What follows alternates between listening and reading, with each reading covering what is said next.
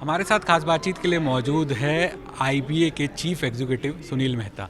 Sir, सबसे पहले मैं आपसे ये समझना चाहूँगा, आप जो 74वीं वर्षगांठ मना रहे हैं आईबीए की, तो यहाँ पे अब एक अकाउंट एग्रीगेटर की बात की गई है, किस तरह का ये होगा, और end to end digital lending जो है सरकारी बैंकों के द्वारा दी जाएगी, तो कितना बड़ा गेम चेंजर आप मानते हैं? देखिए, जो डिजिटाइजेशन है वो किसी भी प्रोसेस के अंदर में ट्रांसपेरेंसी लेके आता है, स्पीड लेके आता है और ज़्यादा अकाउंटेबिलिटी भी लेके आता है, क्योंकि आप अपनी एप्लीकेशंस को ट्रैक कर सकते हैं। तो बैंकिंग सेक्टर के अंदर जो पेमेंट स्पेस है उसमें तो डिजिटाइजेशन ऑलरेडी हो चुका है। तो आज हर आदमी अपने ट्रांजेक्शन्स हैं वो आईएमपीएस के थ्रू या यूपीआई के थ्रू अपने सारे ट्रांजेक्शन मोबाइल से भी कर सकता है, कार्ड्स के थ्रू भी कर सकता है, इंटरनेट बैंकिंग के थ्रू भी कर सकता है। अब जो नेक्स्ट स्टेज है वो है डिजिटाइजेशन की लैंडिंग स्पेस के अंदर। कुछ बैंकों ने ऑलरेडी अपने वेबसाइट्स के ऊपर अपने डिजिटल लैंडिंग के प्रोडक्ट्स डालना शुरू किया है, जिसमें कस्टमर ऑनबोर्डिंग से लेके और अंडरराइटिंग तक का प्रोसेस तो अभी हो गया है। अभी जो आईबीए टारगेट कर रहा है वो है through out the loan life cycle के अंदर डिजिटाइजेशन किया जा सके, जिसमें कस्टमर को एक्विजिशन से लेके उसके एनालिसिस, उसका अंडरराइटिंग, उसका डिसबर्समेंट, उसके बाद में उसका डॉक्यूमेंटेशन और जो सारे प्रोसेसेस हैं अप टू रिकवरी वो हम डिजिटलाइज कर सकें। इसके लिए आईबीए प्रोएक्टिवली काम कर रहा है। एक आईबीआरडीटी हमारी संस्था है जो डिजिटल के अंदर में रिसर्च टैंक है, उसके साथ आईबीए कोलैबोरेट करके, कुछ बैंकों के साथ कोलैबोरेट करके, और एक एनईएसएल संस्था है जिसको सरकार ने मैंडेट दी है कि वो जो डिजिटलाइज डॉक्यूमेंट्स हैं उसकी रिपोजिटरी के रूप में वो काम कर सके।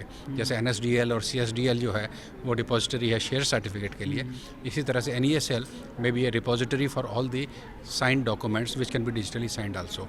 तो एक बार जब ये कॉन्सेप्ट इंप्लीमेंट हो जाएगा तो even without going to the bank एक आदमी अपने लोन की सारी फैसिलिटीज़ अवेल कर सकेगा, एप्लीकेशन करने से लेकर उसका sanction as well as disbursement भी वो ऑनलाइन ले सकेगा। तो ये हमारा फ्यूचर विज़न है और इसके बारे में बैंकिंग सिस्टम ऑलरेडी काम कर रहा है। इसलिए भी ये हुआ कि अभी हमने देखा कोरोना टाइम में जो पर्सनल लोन दिए जाते हैं, वहाँ पे जो प्राइवेट प्लेयर्स थे वहाँ पे हमने देखा बहुत सारी फ्रॉड्स की घटनाएं आई। तो उन सब चीज़ों को देखते हुए भी आप ये ऑनलाइन डिजिटल लेंडिंग पे आगे बढ़ रहे हैं?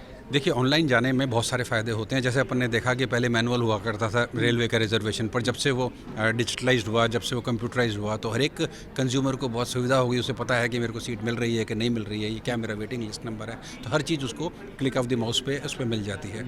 इसी तरह से लैंडिंग में भी जब डिजिटलाइज होगा और वीडियो केवाईसी की परमिशन अब आरबीआई ने दे दी है, तो हम कस्टमर की केवाईसी जो है वो भी वीडियो केवाईसी के थ्रू कर सकते हैं, through Aadhaar database and iris के मॉडल से। तो जब आप उसकी केवाईसी कर सकते हैं, कस्टमर को सैंक्शन कर सकते हैं, तो उसमें चांसेस ऑफ इम्पर्सोनेशन बहुत कम हो जाएंगे। क्योंकि मैनुअल के अंदर में इम्पर्सोनेशन के चांसेस होते हैं कि आदमी कोई और है, फोटो किसी और के लगा दी या मिलते जुलता कोई दूसरा आदमी आ गया। मगर जब वो आधार बेस्ड सिस्टम्स होंगे जिसके अंदर बायोमेट्रिक्स काम मिली जाएंगी, तो इम्पर्सोनेशन की चांसेस बहुत कम हो जाएंगे। तो this will improve the quality of the lending also and this will provide a lot of convenience to the public also. Sir, अभी अभी आपने कहा है कि जो बैड बैंक का लाइसेंस है एनएसीआरसीएल का, वो कभी भी मिल सकता है आजकल में कभी। तो कितना प्रोग्रेस हो गई है? उसके अलावा जो एक नया डेवलपमेंट हुआ है कि जो फ्रॉड अकाउंट को भी आप एआरसी को दे पाएंगे, उसे आप कितना बड़ा डेवलपमेंट देखते हैं? देखिए, ऐसा है कि ये जो एक डेवलपमेंट है ये बहुत ही पॉजिटिव और सकारात्मक डेवलपमेंट है रिजर्व बैंक की तरफ से।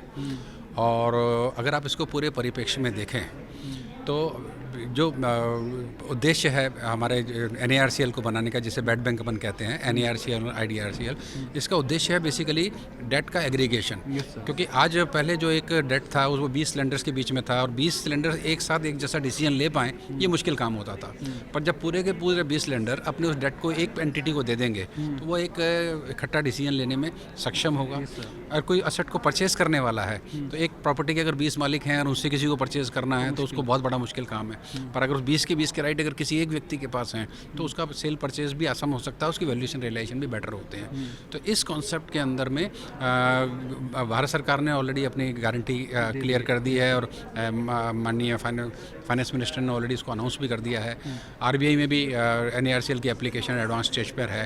तो जैसे ही वहीं से लाइसेंस मिलता है उसके बाद ये एक्टिविटी हमारी स्टार्ट हो सकती है और इससे पूरे इकोसिस्टम को लाभ मिलेगा, क्योंकि बैंकों के ग्रॉस एनपीए और नेट एनपीए जो है वो भी कम होंगे क्योंकि जो भी रिकवरीज आएंगी ये जनरली 100% प्रोवाइडेड फॉर अकाउंट्स में आ रही हैं, तो that will be plough back of capital, उसके अंदर उनकी कैपिटल ऑगमेंटेशन होगी एंड इसके साथ साथ में एक मैकेनिज्म डेवलप होगा जिसमें रेजोल्यूशन फास्टर होने लगेंगे। तो एक अल्टरनेटिव मैकेनिज्म बैंकर्स के पास में अवेलेबल रहेगा। सर ये इसलिए भी कहा जा रहा है कि 2 लाख करोड़ का जो आपको पूरा टारगेट करना था तो वो पूरा नहीं हो रहा था, इसलिए फ्रॉड अकाउंट को अलाउ किया गया, तो उसके जरिए पूरा हो नहीं, इसका इससे कोई संबंध नहीं है कि टारगेट पूरा करने के लिए ये जो नीतिगत निर्णय है रिजर्व बैंक लेता है, ये टारगेट पूरे करने के हिसाब से नहीं लेता है। इसका एक मैं दूसरा उदाहरण के रूप में आपको समझाना चाहता हूँ। ऐसा संभव है कि एक 10,000 करोड़ का लोन है और उसमें से फ्रॉड अमाउंट करीब 2 करोड़ ही हो।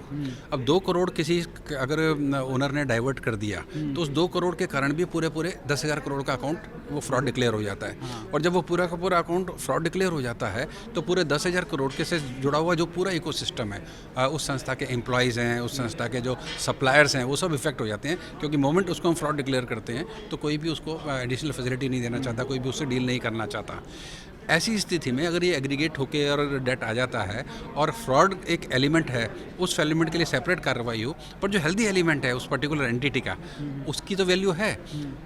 उदाहरण के तौर पे कुछ ऐसे अकाउंट है जिनको फ्रॉड डिक्लेयर किया जा रहा था मगर उसके बावजूद भी उनके अंदर बहुत अच्छी रिकवरीज हुई हैं। तो अगर किसी बॉडी के अंदर एक पर्टिकुलर पोर्शन खराब हुआ है और उसको सर्जरी करके उसको अलग कर दिया जाता है और रिमेनिंग बॉडी को चालू रखा जाता है, तो उससे सभी को लाभ मिलता है। वही फ़ायदा फ्रॉड अकाउंट्स को भी इंक्लूड करने में इससे मिलेगा, क्योंकि एक particular portion of that amount वो एक सेग्रीगेट हो गया। बाकी की चीज़ें जो हेल्दी हैं, जो ऑपरेटिंग एसेट्स हैं, जहाँ पे रेवेन्यूज़ हैं, वो सब काम में आ सकें। आखिरी सवाल होगा सर, जो फैमिली पेंशन का एक जो बदलाव किया गया है, ये ओवरऑल बैंकर्स के लिए कितना आप अच्छा कदम मानते हैं? देखिए ये बहुत अच्छा कदम है। जैसा कि आपको मालूम होगा, कुल 9,000 कुछ रुपए की एक पेंशन की जो सीलिंग थी, आज के समय में किसी भी परिवार के लिए उस पर सस्टेन करना बहुत मुश्किल है। और ये जो था पहले 15%, 20% और 30% की जो स्लैब्स थी, तो इनके कारण से और ये सीलिंग के कारण से बहुत सारे पारिवारिक जो पेंशन लेने वाले थे उनको बहुत सारी तकलीफ़ों का सामना करना पड़ रहा था। इस कदम से जो पारिवारिक पेंशन भोगी हैं, जो फैमिली पेंशनर्स हैं, उनको बहुत ही राहत मिलेगी, क्योंकि जब वो सीलिंग नहीं रहेगी 30% फ्लैट मिलेगा। तो 30% एक बहुत लॉजिकल सी बात है, क्योंकि जब रिटायरमेंट होता है आदमी तो उसको 50% पेंशन मिलती है, और उसमें से अगर एक पार्टनर की, चाहे वो स्पाउस में है, उसकी अगर डेथ हो जाती है तो 30% एक रीज़नेबल अमाउंट है जिससे वो सस्टेन कर सकता है। तो अगर उसमें सीलिंग हटाने से उन सबको बहुत राहत मिलेगी और पूरे इकोसिस्टम को एडवांटेज होगा। ऐसे करीब 1.5-2 लाख एम्प्लॉइज़ को इमीडिएटली बेनिफिट मिलेगा। आपसे बात करने के लिए बहुत बहुत शुक्रिया। Thank you so much. बहुत बहुत धन्यवाद सर।